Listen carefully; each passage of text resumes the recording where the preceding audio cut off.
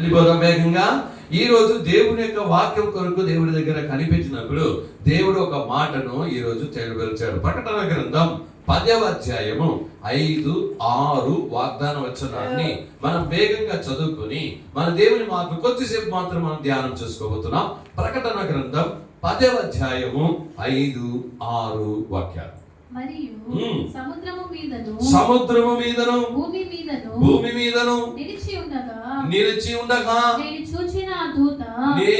చూచిన ఆ దూత తన కుడి చెయ్యి ఆకాశము తట్టు ఎత్తి పరలోకమును అందులో ఉన్న వాటిని భూమిని అందులో ఉన్న వాటిని సముద్రమును అందులో ఉన్న వాటిని సృష్టించి యుగయుగములు జీవించుచున్న వాని తోడు ఒట్టు పెట్టుకొని ఇక ఆలస్యము ఉండదు గాని. హల్లెలూయా, హల్లెలూయా.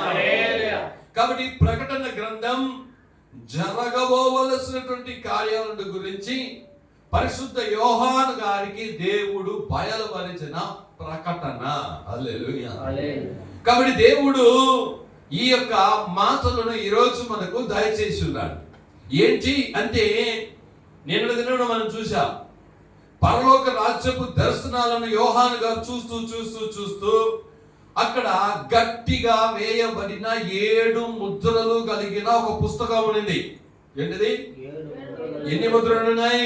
7 ఆ 7 ముద్రలు ఉన్నటువంటి ఆ పైన అధ్యాయాల్లో మీరు చదువుకున్నట్టయితే, 5వ అధ్యాయంలో మీరు చదువుకున్నట్టయితే ఒక పెద్ద బలిష్ఠుడైనటువంటి ఒక దేవదూత అక్కడ నిలబడి ఒక మాట చెప్పబడింది. ఆకాశంలో కానీ భూమిలో కానీ భూమి కింద పాతాళంలో కానీ ఏ మనుషుడును ఈ పుస్తకాన్ని చూడచాలడు, ఈ ముద్రలను విప్పచాలడు అని చెప్పిన ఒక మాట అక్కడ చెప్పబడినప్పుడు ఆ దర్శనము చూస్తున్న యోహాను గారు కన్నీరు గార్చారు.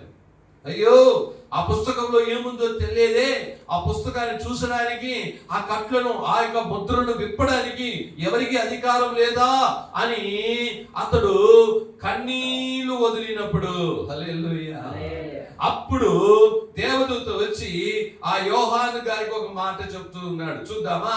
5వ అధ్యాయం, ప్రకటన గ్రంథం 5వ అధ్యాయానికి మీరు చూసుకుంటే 4వ వాక్యం నుండి అక్కడ చూచితే ఆ వాక్యాలు చూద్దాం. 5వ అధ్యాయం 4 నుండి. ఆ గ్రంథము విప్పుటకైనను చూచుటకైనను యోగ్యుడు ఎవడును కనబడనందున నేను బహుగా ఏడ్చుచుండగా ఆ పెద్దలలో ఒకడు ఏడవకము, ఇదిగో దావీదుకు చిగురైన యూదా గోత్రపు సింహము 7 ముద్రలు తీసి ఆ గ్రంథమును విప్పుటకై జయము పొందెనని నాతో చెప్పాను. హల్లెలూయా. ఆ 7 ముద్రలు విప్పడానికి ఎవ్వరు లేదా అని కన్నీరు కార్చినప్పుడు ఆ 24 పెద్దల్లో ఒకడు వచ్చి యోహాను దగ్గర, ఇదిగో నువ్వు ఏడవకము, దావీదు చిగురును యూదా గోత్రపు సింహము 7 ముద్రలు చేసి ఆ గ్రంథమును విప్పుటకై జయము పొందెనని నాతో చెప్పాను. హల్లెలూయా. మన దేవుడు యూదా గోత్రపు సింహం. ఎవరండి? చెప్పాలి మనం గంభీరంగా, మన దేవుడు ఎవరు? యూదా గోత్రపు సింహం. హల్లెలూయా. ఈ ప్రకటన గ్రంథంలో చాలా చోట్ల గొర్రె పిల్ల ఉంది, కొన్ని చోట్ల మాత్రం సింహం. హల్లెలూయా. ఇక్కడ చెప్తుంది యూదా గోత్రపు సింహం ఆయన. హల్లెలూయా. ఆయన ఒక్కొక్క ముద్ర విప్పుతూ 6 ముద్రలు విప్పేశాడు.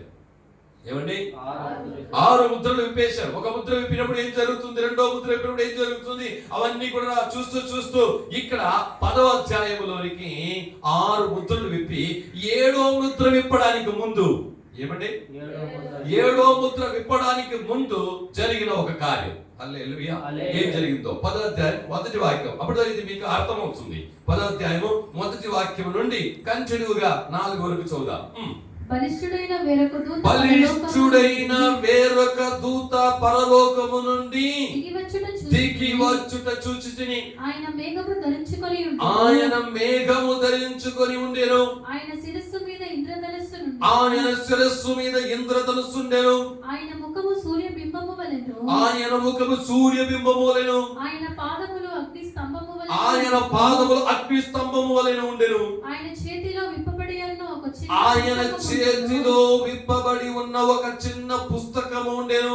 ఆయన తన కుడి పాదము సముద్రము మీదను. ఆయన తన కుడి పాదము సముద్రము మీదను. ఎడమ పాదము భూమి మీదను మోపి. ఎడమ పాదము భూమి మీద మోపి. సింహము Yes, గర్జించినట్లు. సింహము గర్జించినట్లు గొప్ప శబ్దముతో. గొప్ప శబ్దముతో ఆర్భటించెను. ఆర్భటించెను. ఆయన ఆర్భటించినప్పుడు. ఆయన ఆర్భటించినప్పుడు 7 ఉరుములు వాటి వాటి 7 శబ్దములు ఉరుములు పలికెను. వాటి వాటి శబ్దములు పలికెను. ఆ 7 ఉరుములు పలికినప్పుడు. ఆ 7 ఉరుములు పలికినప్పుడు నేను వ్రాయబోచుండగా. నేను వ్రాయబోచుండగా 7 ఉరుములు పలికిన సంగతులకు ముద్ర వేయుము. 7 ఉరుములు పలికిన సంగతులకు ముద్ర వేయుము. వాటిని వ్రాయవద్దని పరలోకము నుండి ఒక స్వరము పలుకుతా వినిపించిని. హల్లెలూయా.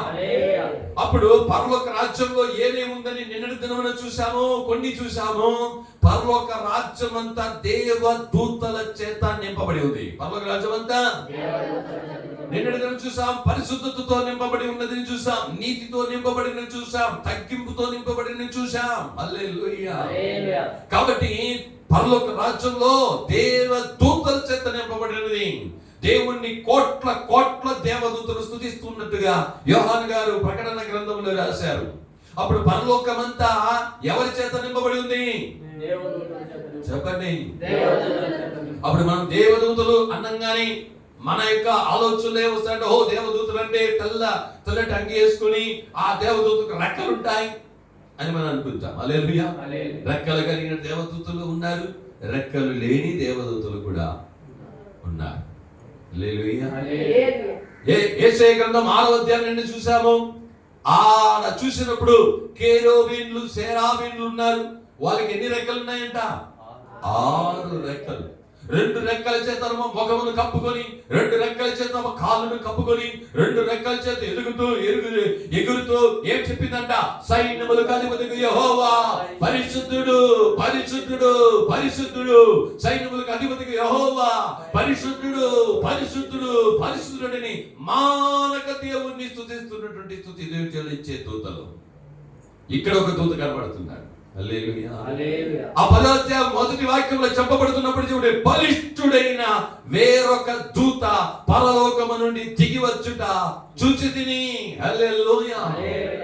మీరు బలమైన దేవుని కార్యాలను చూసే విధంగా మీరు మారాలా? దేవుని యొక్క దూతలు దిగి వచ్చే విధంగా చూసే విధంగా మీరు మారాలా? హల్లెలూయా. దేవుని శబ్దము వినే చెవులుగా మీ చెవులు మారాలా?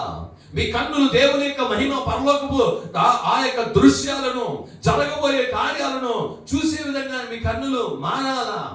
ఇక్కడ యోహాను గారు, అపోస్తలుడైనటువంటి యోహాను గారు బలిష్టమైన ఒక దేవదూతను చూశారంట. హల్లెలూయా. ఆయన ఎవరండి ఈ దేవదూత? ఎవరు అంటే ఈయనే సాక్షాత్తు ప్రభు అయిన యేసుక్రీస్తుల వారు. ఎవరైనా? యేసు ప్రభు. ఎందుకు యేసు ప్రభు? యేసు ప్రభు గారు వచ్చి ఉండొచ్చు కదా. ఎందుకు దేవదూతగా ఆయన కనబడుతున్నాడు? ఇక్కడ రాయబడి ఉంది స్పష్టంగా, బలిష్ఠుడైన వేరొక దూత పరలోకము నుండి. దేవదూత భూలోకంలోనికి ఏం చేశారు? నిలబడి ఉండడం నేను చూశాను అంటున్నాడు. ఎందుకు? యేసయ్య తాను యేసయ్యగానే కనబడి ఉండొచ్చు కదా. 1వ అధ్యాయంలో ఆ అపోస్తలుడైన యోహాను గారికి ఏం చేశాడంట? ఆయన కనబడ్డాడు. హల్లెలూయా. ఆయన తల ఎలా ఉండింది, ఆయన కాళ్ళు ఎలా ఉన్నాయి, ఆయన స్వరం ఎలా ఉండింది? మనుష్య కుమారుని స్వరము వలైన స్వరము ఉందని చెప్పి రాయబడి ఉంది. హల్లెలూయా. ఇక్కడ ఆయన బలిష్ఠుడైన దేవదూత. ఎందుకు ఈ దేవదూత యేసుక్రీస్తు అని ఎలా చెప్తున్నామంటే అక్కడ చెప్పబడిన మాటలు. హల్లెలూయా. ఏమంటే చూడండి, చూచితిని ఆయన మేఘమును ధరించుకొని ఉండెను. ఏమంట? హల్లెలూయా. మేఘమును ధరించుకొని ఉండెను. ఆయన శిరస్సు మీద ఇంద్రధనుస్సు ఉండెను. ఆయన ముఖము సూర్యబింబము వలెను, ఆయన పాదములు అగ్ని స్తంభము వలెను ఉండెను. హల్లెలూయా. ఇశ్రాయేలీయులను మేఘ స్తంభము, ఉదయమున రాత్రి అగ్ని స్తంభములో బయలుపరిచినటువంటి దేవుడు. అప్పుడు నీతి సూర్యుడిగా యేసయ్య వచ్చాడు. యేసయ్య ఎలా వచ్చాడండి? బైబిల్ చెప్తుంది, మీరు యోహాను రాసిన మత్తయి రాసిన సువార్త 17వ అధ్యాయం మీరు చూసినప్పుడు పేతురును, యోహాను, యాకోబులను తీసుకొని ఆ యొక్క పర్వతం మీదకి వెళ్ళినప్పుడు మరు రూపము దాల్చాడు. ఆయన వస్త్రములు ఎలా ఉండేనంట? ప్రకాశమైనగా ఉండే. ఆయన ముఖము సూర్యుని వలె. హల్లెలూయా. మలాకి 4వ అధ్యాయంలో 2వ వాక్యంలో చెప్పబడుతున్నది నీతి సూర్యుడు. యేసయ్య ఎవరండి? yes. అక్కడ ఆయన యేసుక్రీస్తు అన్నదానికి మనకు అక్కడ సాక్ష్యం ఉంది. మేఘము, అగ్ని స్తంభము, సూర్యుడు.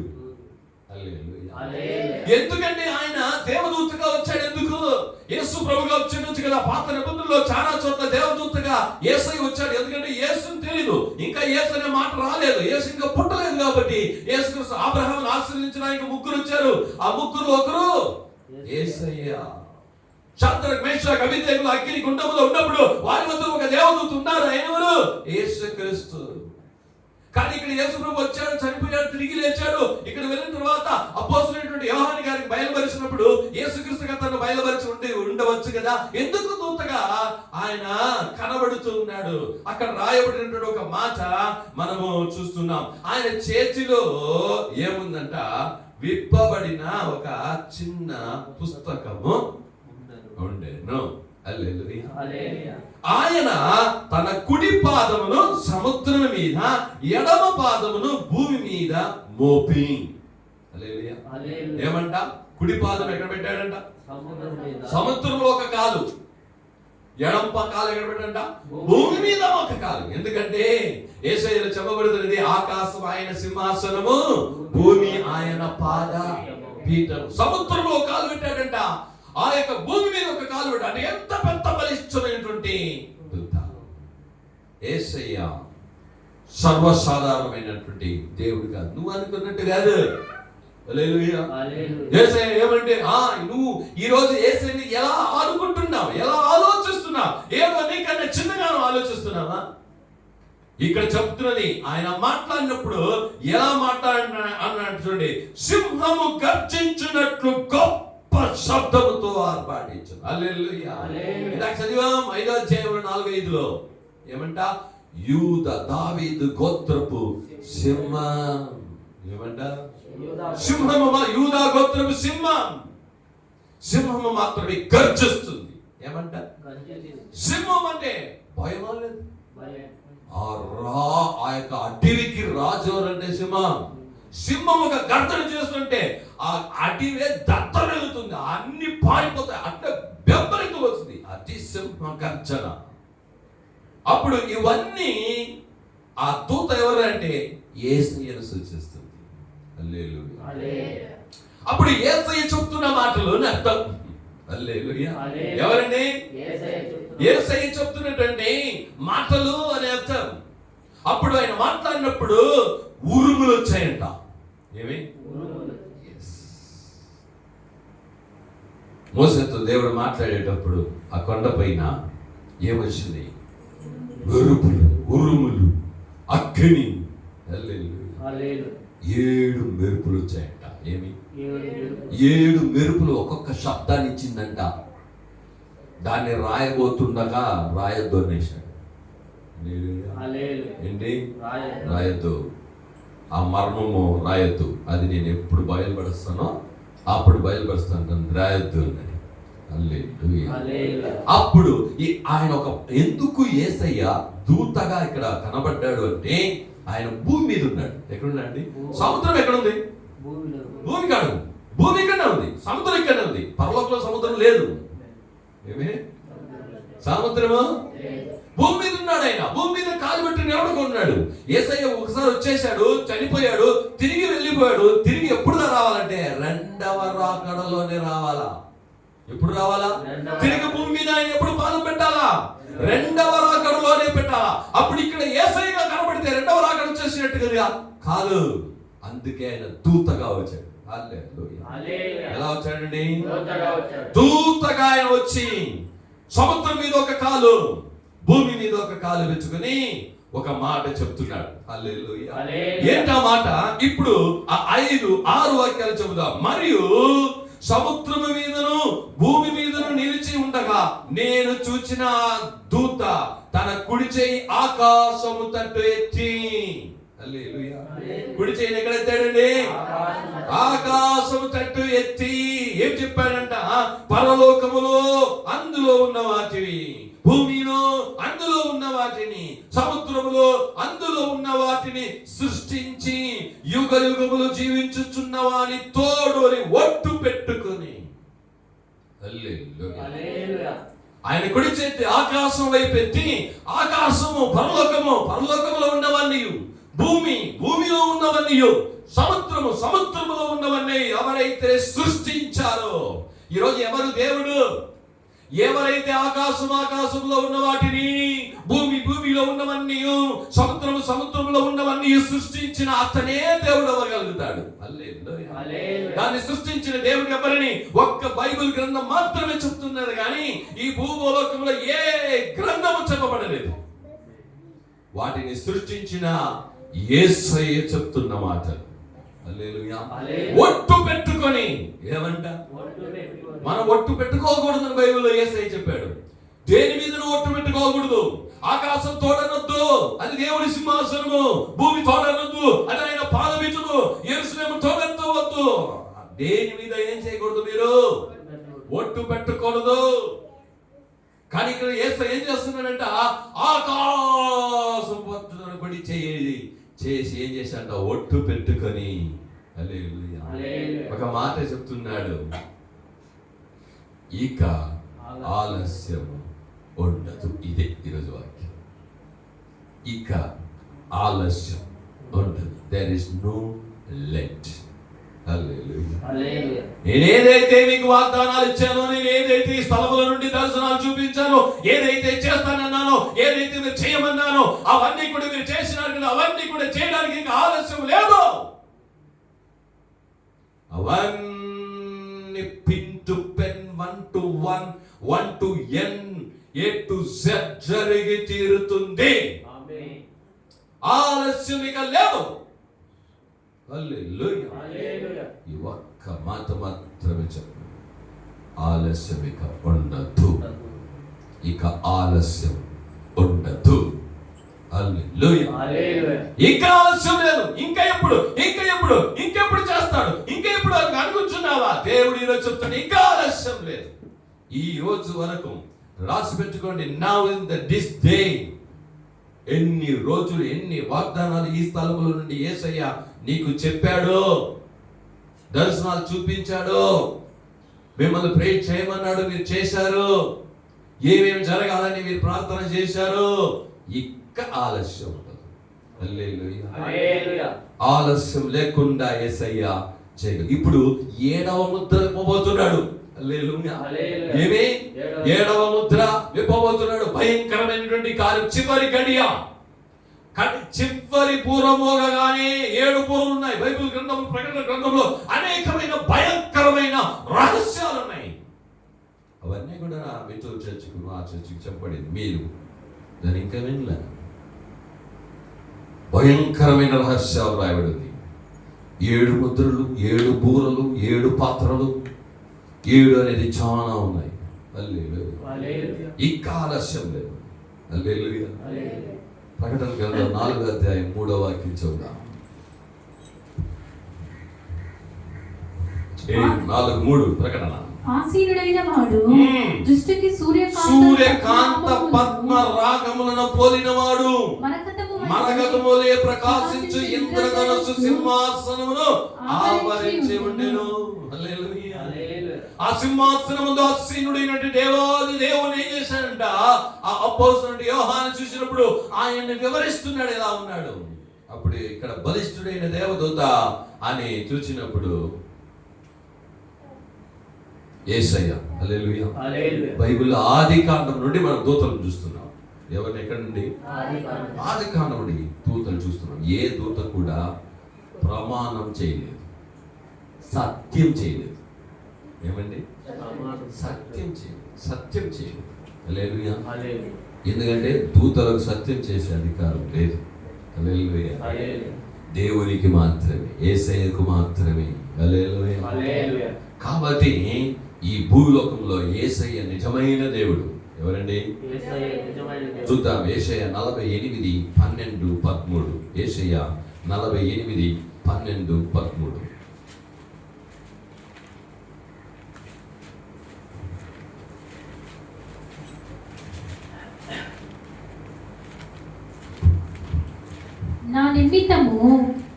నా నిమిత్తమే అలాగ చేసేదను. నా నామము అపవిత్రపరచబడనేలా నా మహిమను మరి ఎవరికి నేను ఇచ్చువాడను కాను. యాకోబు నేను పిలిచిన ఇశ్రాయేలు నాకు చెవియొగ్గి వినుము. నేనే ఆయనను, నేనే మొదటివాడను, కడపటివాడను. నా హస్తము భూమికి పునాది వేసెను. నా కుడి చెయ్యి ఆకాశ వైశాల్యమును వ్యాపింపజేసెను. నేను వాటిని పిలవగా ఒక్కటి తప్పకుండా అవన్నీ నిలుచును. హల్లెలూయా. అప్పుడు ఇక్కడ చెప్తున్నాడు యాకోబు, నేను పిలిచిన ఇశ్రాయేలు నాకు చెవియొగ్గి వినుము. నా మాట విను, నేనేం చెప్తాను అది చెయ్యి. హల్లెలూయా. ఈరోజు దేవుడు చెప్పింది నువ్వు చేసినప్పుడు దేవుడు నిన్ను హెచ్చిస్తాడంటే అట్లా హెచ్చిస్తాడు. హల్లెలూయా. ఆయన నీకేం చెప్పాడు, నీకేం చేయమన్నాడు, నువ్వేం చేస్తున్నావు, నేను ఎలా ఉండమన్నావు, నువ్వు ఎలా ఉన్నావు, నీకేం పని ఇచ్చాడు, నువ్వు ఏం పని చేస్తున్నావు. నేను చెప్పింది నువ్వు విను, నేను చెప్పింది చెవికి విను. నేనే ఆయనను, నేను మొదటి వాడను, కడపటి వాడను. ఆయన చేతులు భూమి చేసిందంట, ఆయన కుడి చేయి ఆకాశ వైశాల్యాన్ని చేసింది అంట. హల్లెలూయా. అప్పుడు తాను సృష్టించిన ఆకాశం వైపు తన కుడి చేయి ఎత్తి ఏం చేస్తున్నాడు, ప్రమాణం చేస్తున్నాడు. హల్లెలూయా. ఇక నువ్వు అనుకున్నట్టు ఆలస్యం కాదయ్యా. హల్లెలూయా. చూడండి దేవుడు ఎట్లా చేస్తున్నాడు. ఒక్కొక్కటి 13 సంవత్సరాలు మనం ప్రార్థన చేయించాడు. ముగించిన వెంటనే తన పనిని స్టార్ట్ చేసేసాడు. ఇక ఆలస్యం లేదు, ఇక ఆలస్యంగా ఉండదు. నేను చెప్పినవన్నీ ఏం చేస్తుంది తప్పకుండా. యేషయ 45:22-23. భూదిగంతముల నివాసులారా, భూదిగంతముల నుండి నివాసులారా, నా వైపు చూచి రక్షణ పొందుడి.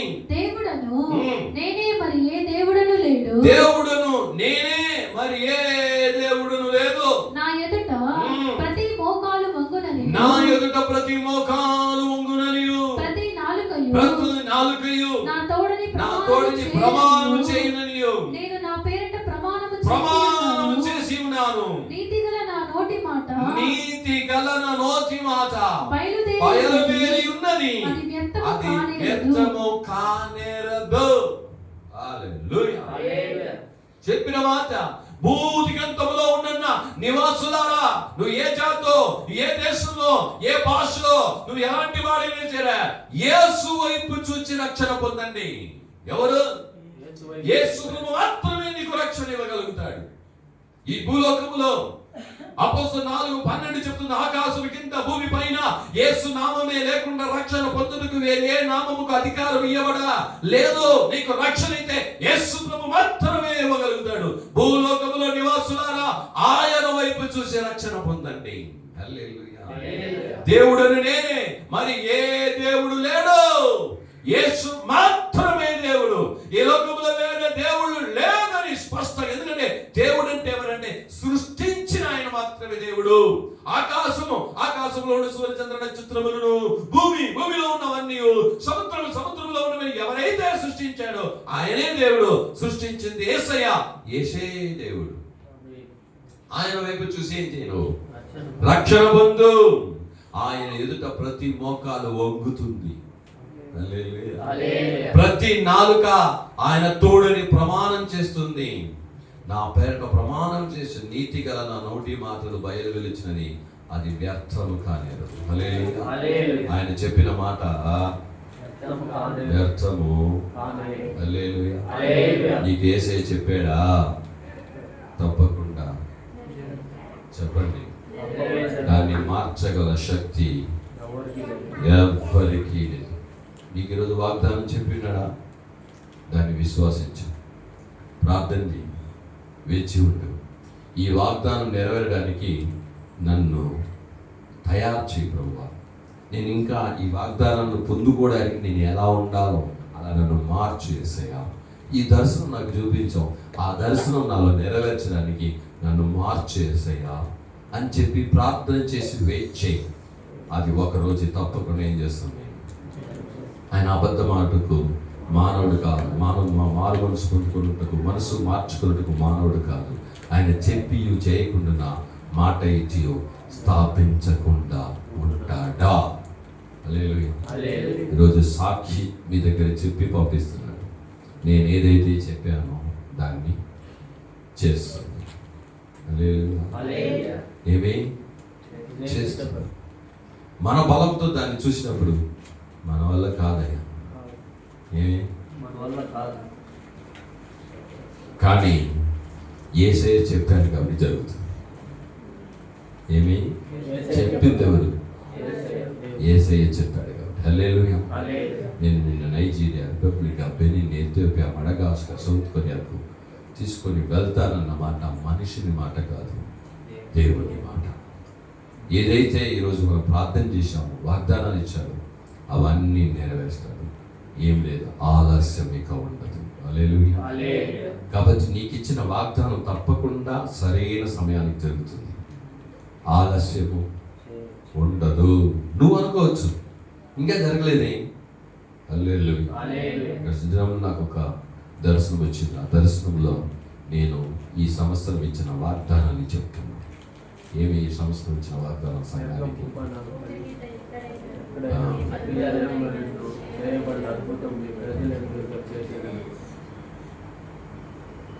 నేను నీ మూలంగా చేసే కార్యములు భయంకరంగా ఉంటుంది. నిర్గమ 34:10 ఆ వాక్యాన్ని చెబుతున్నా నేను దర్శనంలో. ఏమి భయంకరమైన దుర్రోధమైన కార్యాలు నన్ను చుట్టుకునేసింది. So I want to go to death. గొంత కొడుతూ వేసి 4 పక్కలు వచ్చేసి అప్పుడు చెప్తున్నాను నేను ఈ మాట దర్శనంలో. నిర్గమ 34:10 దేవుడు నాకు ఇచ్చిన వాగ్దానం. ఈ సంవత్సరం యేసయ్య నాకు ఇచ్చిన వాగ్దానం. ఈరోజు నేను ఇక్కడ చనిపోవాలంటే అలాగే, కానీ లేకపోతే అంతే. హల్లెలూయా. ఎవడైతే విరోధంగా లేచాడో వాడు చచ్చాడు. వాడు చచ్చిన వెంటనే అక్కడ ఉన్న వాళ్ళందరూ ఎలాగైతే పిలిపిలు ఆ రోజు గోలియాతు మీద నమ్మకం తెచ్చుకుని వాడు చచ్చినట్టు ఎట్టయితే ఉన్న వాళ్ళందరూ గత్తరమైన వాళ్ళతో గంభీరంగా చెప్తున్నా, యేసే దేవుడు. గంభీరమైన శబ్దంతోనే చెప్తున్నా, యేసే దేవుడు అని. హల్లెలూయా. ఏదైతే నీకు వాగ్దానం ఇచ్చాడో, సంఘానికి వాగ్దానం ఇచ్చాడో, నీకు దర్శనం ఇచ్చాడో, ఇక ఆలస్యం ఉండదు. ఆయన ఏ టైం పెట్టాడో ఆ టైంలో జరుగుతుంది. నువ్వు just wait, just believe, just faithful, pray, obey, wait చేయి, ప్రార్థించి, విశ్వాసించు, ఎదురుచు. హల్లెలూయా. ఇక ఆలస్యం లేదు. అందరూ మోకరిద్దాం, ప్రార్థన చేద్దాం. ఇక ఆలస్యం లేదు. నేను చెప్పినవన్నీ నెరవేరుతాను. యేసయ్యా, నేను ఈరోజు ఇక్కడ నేను ఆరాధన ముగించి ఇక వారిని ఇంకా డిసెంబర్ క్రిస్మస్ రోజే చూడబోతాను. నేనేం చెప్పాలి? Go and tell to people there is no late. ఇక ఆలస్యం ఉండదని చెప్పు. సింహ గర్జనతో చెబుతున్నమాట, ప్రమాణం చేసి చెబుతున్నమాట, ఇక ఆలస్యం ఉండదు. నా తీర్పులు బయలువెళ్తున్నాయి. ప్రపంచమంతా నా తీర్పులు బయలువెళ్తాయి. ఇక ఆలస్యం ఉండదు. యూదా గోత్రపు సింహమైన ఇక మీదట యూదా గోత్రపు సింహముగా ఆయన బయలుదేరి తాను చెప్పిన మాటలు, తాను ఇచ్చిన వాగ్దానాలు, తాను ఇచ్చినటువంటి దర్శనాలు నెరవేర్చడానికి యూదరాజు సింహముగా, యూదగోత్రపు సింహముగా ఆయన లేచి ప్రకాశిస్తాడు. నువ్వు చూస్తా, ఆయన సర్వసాధారణమైన దేవుడు అనుకుంటున్నాడు. ఆటలాడొద్దు ఆయన దగ్గర, అవిశ్వాసం మాటలు పలకొద్దు ఆయన ముందర. ఆయన గర్జించు సింహము, ఇక ఆలస్యం ఉండదు. అంతే. మీకు ఈరోజు చెప్పిన మాట ఇక ఆలస్యం ఉండవు. ఇన్ని రోజులు ఇంకా ఎప్పుడు ఆత్మలు వచ్చేది, ఇంకా ఎప్పుడు ఆత్మలు వచ్చేది చూసి సోలిపోయి దేవుడిని వదిలి ఇష్టానుసారంగా దేవుడు చెప్పింది చేయకుండా, ఆయన సౌకర్యాలు కనిపెట్టకుండా, ఆయన చెప్పాడే చేయకుండా పోతాడా? ఆయన సమయం వచ్చినప్పుడు ఆయన చేస్తాడు. ఇదో సమయం వచ్చేసి ఇక ఆలస్యం. కాబట్టి దేవుడి సమర్పించు. నీకు ఇచ్చిన వాగ్దానాలు ఎన్ని ఉన్నాయి, నీకు ఇచ్చిన దర్శనం ఏదో ఉంది. ఒకే మాట విశ్వాసంతో చెయ్యి. ప్రభువా, నాకు ఇచ్చిన మాట ఆలస్యం లేకుండా జరుగుతుంది. నువ్వు నాకు చూపించిన దర్శనం ఆలస్యం లేకుండా జరుగుతుంది, నేను నమ్ముతున్నాను అని చెప్పి దేవుని పేరు చూద్దాం, ప్రార్థన చేద్దాం. స్తోత్రము తండ్రి, మహాకృప కనికరం దయగలిగిన మా పరలోకపు దేవ, ఈ ఆశ్రదించబడిన పరిశుద్ధపడిన దినమును బట్టి నీకు వందనాలు తండ్రి. మీరు ఇచ్చిన ప్రకటన ప్రతి 5-6 ప్రకారం ఇక ఆలస్యం ఉండదు, ఇక ఆలస్యం ఉండదు అని చెప్పావు తండ్రి. దాన్ని బట్టి నీ కోటి స్తోత్రములు. వచ్చిన బిడ్డలందరూ మీ చేతికి అప్పగిస్తున్నా, ఈ సంఘాన్ని మీ చేతికి అప్పగిస్తున్నా, ఈ సంఘ విశ్వాసం మీ చేతికి అప్పగిస్తున్నా. 15 సంవత్సరాలుగా ఇదే స్థలంలో నేను రాజా మిమ్మల్ని ఆరాధించే కృప చూపించాము. రాజా ఇచ్చిన మంచి విశ్వాసాల కొరకు, సంఘం కొరకు వందనాలు తండ్రి. రాజా ఏదో నీ యొక్క ప్రణాళికను నెరవేర్చడానికి మేము సిద్ధపడి బయలుదేరుతున్నాం. నా తండ్రి, ఈరోజు ఈ పిల్లలు మీ చేతికి అప్పగిస్తున్నాం. ప్రభా, జాగ్రత్త కలిగిన వారి ప్రతిరోజు ప్రార్థన చేస్తూ, దేవుని పాదంలో కనిపెడుతూ, ఆయన చెప్పింది చేస్తూ ముందుకెళ్ళడానికి కావాల్సిన కృపను, బలం, అభిషేకం బిడ్డలకు దయచేయండి అయ్యా. ఈ పరిచర్యలన్నీ మీరు చేయాలి తండ్రి.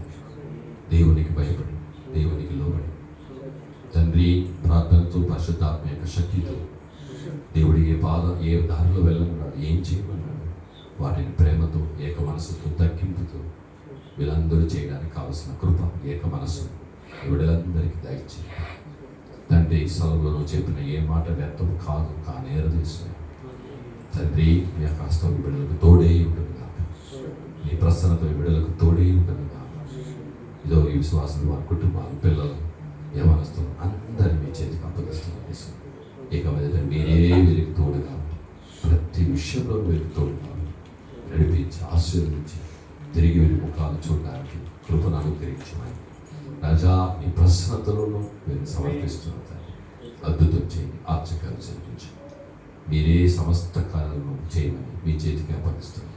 మీరు అలా చేసినందుకు నీకు సమస్త స్తుతి, ఘనత, మానమైన మీకు ఒక్కరికే చెల్లిస్తూ మన ప్రభువును రక్షకుడినైనా యేసుక్రీస్తు నామం చేత అడిగి వేడుకొచ్చున్నాం తండ్రి. ఆమేన్, ఆమేన్, ఆమేన్. నా ప్రాణమా యెహోవాను సన్నిధించు, నా తరమైన సమస్తమైన పరిశుద్ధ నామాన్ని సన్నిధించు. నా ప్రాణమా యెహోవాను సన్నిధించు, ఆయన చేసిన ఉపకారంలో దేనిని మరొకము. ఆమేన్, ఆమేన్.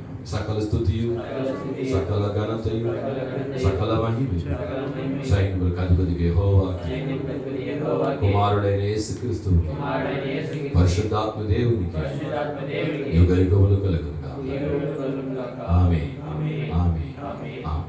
ప్రభువైన యేసుక్రీస్తు కృప, తండ్రి యొక్క ప్రేమ, పరిశుద్ధాత్మక సహవాసం కూడిచిన దేవునితో కూడా దేవుని రాకడ వరకు ఎన్నింటికి తోడే నడిపించను గాక. ఆమేన్. దేవుడి తన యొక్క ప్రకాశం మీద ప్రకాశింపజేసి మిమ్మల్ని అందరినీ ఆశించి సమాధానంతో నడిపించను గాక. ఆమేన్, ఆమేన్, ఆమేన్. Praise the Lord, praise the Lord, praise the Lord.